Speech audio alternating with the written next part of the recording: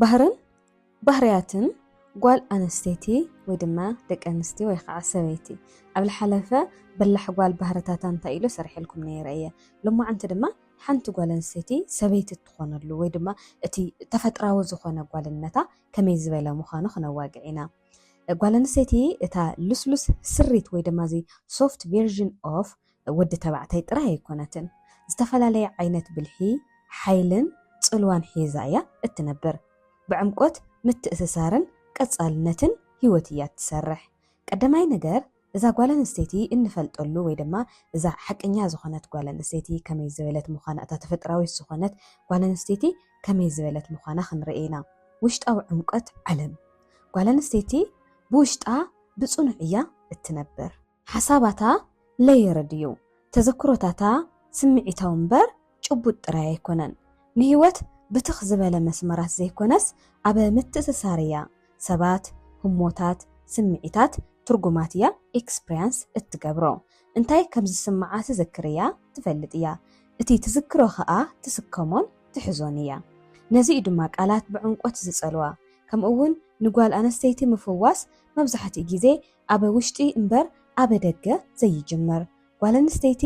ብውሽጣ እንትትድሕን ደገኣ ዝማዕረገ እዩ ዝኸውን ስለዚ ሓንቲ ጓል ኣንስተይቲ ምፍዋሳ ወይ ድማ እሳበተ ትኽክለኛ ጥዕያ ከም ዘላ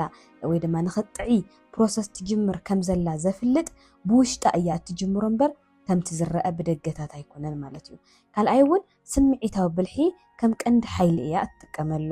ጓል ኣንስተይቲ ብተፈጥሮኣ ስምዒታዊ ሃዋህው ወይ ድማ እዚ ኢንቫይሮንመንት ክተነብብ ትኽእል እያ ቃና ስቕታ ምቅያር ባህርያትን ዘይተዘረበ ወጥርን ኖቲስ ወይ ከዓ ክተስተብህለሉ ትኽእል እያ ደቂ ተባዕትዮ መብዛሕትኡ ግዜ ኣብ ውጽኢት ከድህቡን ከለው ደቂ ኣንስትዮ ግን ኣብ መስርሕ ወይ ድማ ኣፍቲ ፕሮሰስ እየን ሰንስ ዝገብርኦ ብገንኡ ናሃልያ ማለት እዩ ስለዚ ብዙሕ ግዜ ሓደ ነገር ጌጋ ምዃኑ ቅድሚ ምርኣዩ ቀዲማ ጓል ኣንስተይቲ ትፈልጥ እያ ሓደ ነገር ቅድሚ ምግሃዱ ንሳ ትፈልጥ እያ ሕዚ ትሰምዑ ዶ ትኾነ መብዛሕትኡ ግዜ ሓንቲ ጓል ኣንስተይቲ ዘፍቅራ ዝፈትዋ ወዲ ተባዕታይ ብደንቢ ጌራ ትፈልጦ እያ أنا نبعلي هم أصل زفلت مالتينا حد سببون تايكلنا خمس دليل زفلت أقول بوزحة الجات أمتها تلنا إذا نجرزين هيدك أنستيوه بتخوين سلال سمع النيو ززارة بكم زلخو سلال زي زقالة نستي كتزارة بخلها كوك أنا خات العيلة تايتحسب تايكتفل دلي خبدن بجرات فلتكات خليا سقطة خان وعلو نورمال سقطة ديو ناي دبرت سقطة ديو ناي تسأل سقطة ديو ناي مسلك أو سقطة ديون كتستوعل تخليا أذا ذات فترة سخونت ذا نورمال قال مالتيو مكيار بهرتات كون أب حد مايكرو سكندتات كتستوعل تخليا كاب أول زي سنسيتيفيتي وقع زي تهواس النسيخة ناتا دخمتي يكونن زي نجارات هذي خبر كلون مستنجرات كبسل كلو يقع ببسلت كترو خلخه ጥበብ እዩ ዝኸውን ዕሽሽ ምስ ዝበሃል ነቲ ዝስምዓ ዘሎ ስምዒታት እቲ ዝግባእ መልሲ ተዘይሂባትሉ ወይ ከዓ ከምዚ ኣቢዝኩም ዝኾነ ጌርካ ዝሕሰብ ተኾይኑ ግን ድኻም እዩ ዝኸውን ማለት እዩ ስለዚ እቲ ዝስምዓ ዘሎ ስምዒታት እቲ ትሪኦ ዘላ ነገራት ኖቲስ ጌራ ብብስለት ተሪኣቶ ግን ብዙሕ ነገራት ክትረኽበሉ ትኽእል እያ ማለት እዩ ሳልሳይ እውን ዝምድናዊ ስነ ህንፃ ደቂ ኣንስትዮ ሃነፅቲ ዝምድናታት እየን ስድራ ቤታት ዕርክነት ማሕበረሰባትን መብዛሕትኡ ግዜ ብሰንኪ ስምዒታዊ ጻዕሪ ደቂ ኣንስትዮ እዮም ዝነብሩ ዕለተ ልደት ምዝካር መፍታሕ ግርጭት ንሰባት ኣብ ሓደ መሓዝ ዝዕዘብ ሰብ ኣብ ዘይብሉ እዋን እውን ተገዲስካ እቲ ካብኣ ትጽበዮ ነገር ወይ ካብኣ ክግበር ዝግብኦ ነገራት እትገብር እውን እዛ ጓል ኣንስተይቲ እዚኣ እያ ማለት እዩ ስለዚ መብዛሕትኡ ግዜ ስምዒታዊ ዓንዲ ሕቆ ናይ ማንም ጉጅለ ዝኾነት እያ ማለት እዩ ጓል ኣንስተይቲ ወይ ድማ እዛ ሰበይቲ እዚኣ ጓል ኣንስተይቲ بسمعت عنا مزهلوا ويدما زي ايموشنال هيلزي مستخول زمدناتات يعنبب ركبات يسطميو مستسبرات ويدما حماق نجر كغاط ما خلله مولو اسرعات ويدما مولو نجر كله افتو زريا زلو نجرات مستببار ويخعتو اوشتا زسمع زلو نجرات يستوعلو ايوم مالتيو تايز بحال تستوعلو دتخونو حز اب غزا ادينا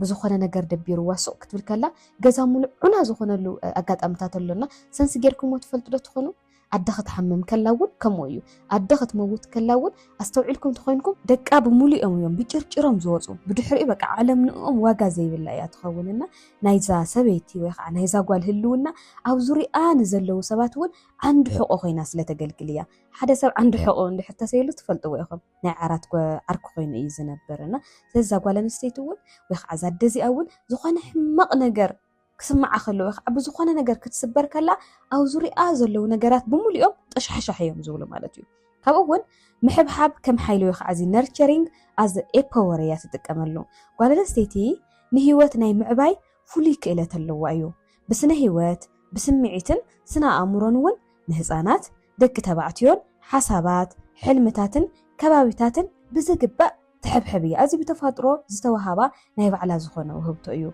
ابتي حاليوتا ننوح اوان زصنح ወይ ከዓ زعابيه كبرتات እዩ ዝقرጽ ነዚ ድማ ያ ጓለ ነሰይቲ እንታይ ንመን ከም ትዕብዮ ወይ ድማ ንመን ከም ትዕቢ ክትንቀቕ ዘለዋ ዝበሃል ማለት እዩ ስለዚ ጓለ ነሰይቲ ኣብ ትገብሮ ነገራት ኢቭን ህፃናት ኣብ መቕራጽ ደቂ ተባዕትዮ ህፃናት ይኹኑ ደቂ ኣንስትዮ ህፃናት እውን ሕልምታቶም ክነብሩ ኣብ ምግባር ከባብታትካ ኣብ ምፍላጥን እቲ ከባቢኻ ብዝኾነ ነገር ቅርጽ ሒዙ ንኽዓቢ እውን ትገብር ጓለ ነሰይቲ እያ ማለት እዩ ሓምሻይ እውን ጽንዓት ሓይሊ ጓለ ነሰይቲ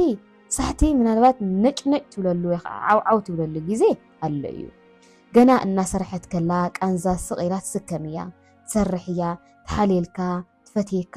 ብሂወት ትነብር ትላመድ ትቕፅል ድማ ጽንዓታ ንነዊሕ እዋን ዝጸንሕ እምበር ንሓፂር እዋን ዝጸንሕ ኣይኮነን እዚ ጽንዓት እዚ ሓያል ይገብራ እዩ ግን ከዓ ደዋታ እንተጎዲሉ ወይ ድማ ዶባ ዘይትሕል ርሕቀታ ዘይትሕል ተኾይና ግን ንምምዝማዝ ንምዕማጽ ወይ ድማ ዝኾነ ዓይነት ጥቃዓት ንኸበጽሓ ተቃልዓይት ክገብራ ይኽእል እዩ ማለት እዩ ስለዚ ጓለ ነሰይቲ ዝኾነ ነገር ክህሊ ከሎ ብዙሕ ግዜ ትሽከም እያ ትፃወር እያ ብዙሕ ነገር ትገብር እያ ፋይናሊ እዩ ክኸብዳ ከሎ እዩ ዓዊላ ወይ ድማ ትነገር እሱ ትገልጾ ማለት እዩ ስለዚ ብጽንዓት ዝወዳደራ የለን ሸርሻይ እውን ምትእስሳርን ዕምቆት ፍቅርን ጓለ ነሰይቲ ክትፍቅር ከላ ብዕምቆት ምሳኻ ትተኣሳሰር እያ ምትእስሳራ ከዓ ስምዒታዊ ኣእምራዊ መብዛሕትኡ ግዜ ድማ መንፈሳዊ እዩ ፍቅሪ ንዓኣ ተራ ነገር ወይ ከዓ ዝተለመደ ወይ ከዓ ካዥዋል ዝበሃል ኣይኮነን ብሰንኪ እዚ ዕምቆት እዚ ከዓ ተኣማንነት ንዓኣ ባህርያዊ እዩ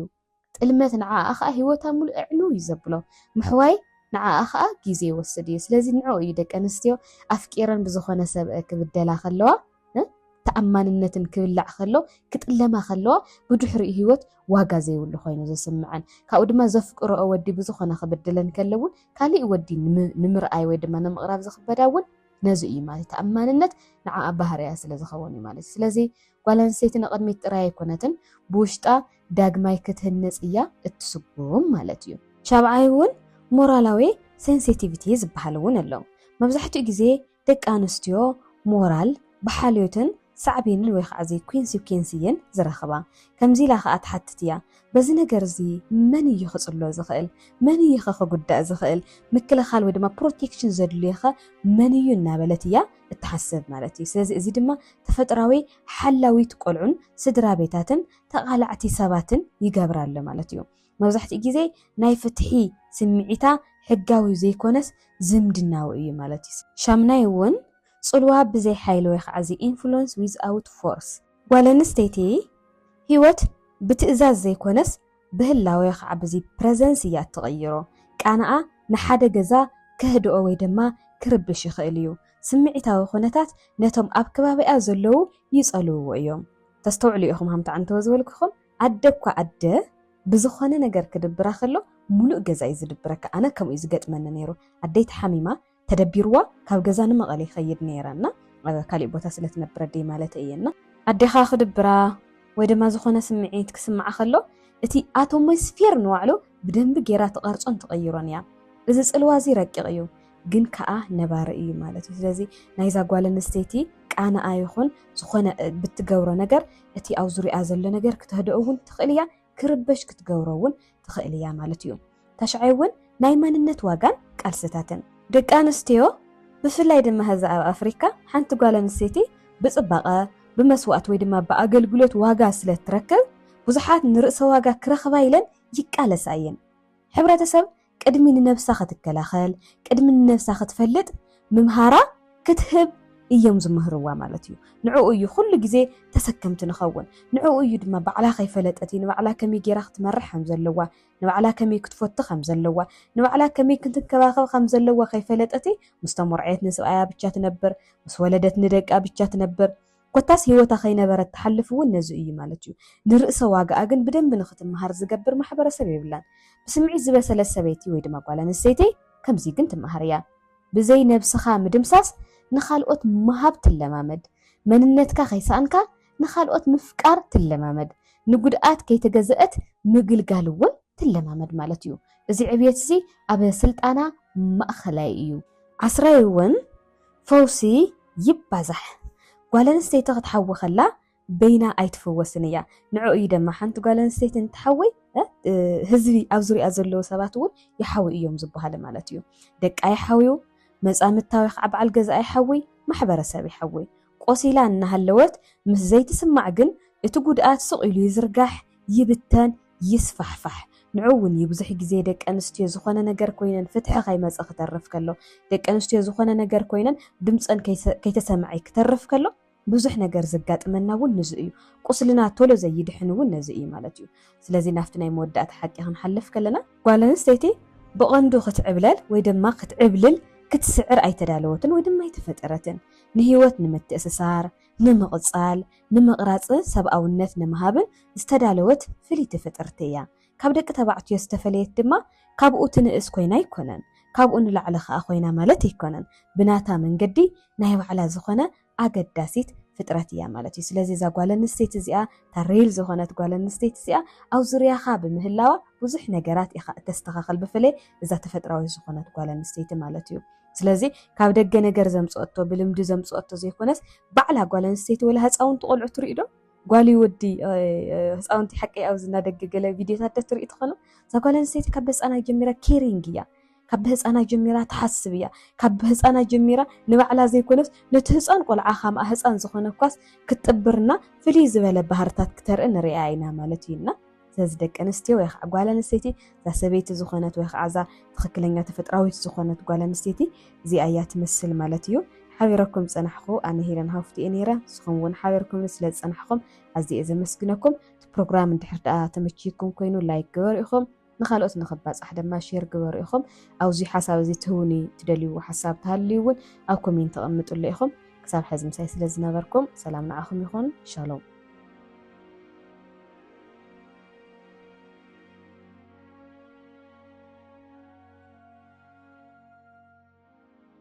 Thank you.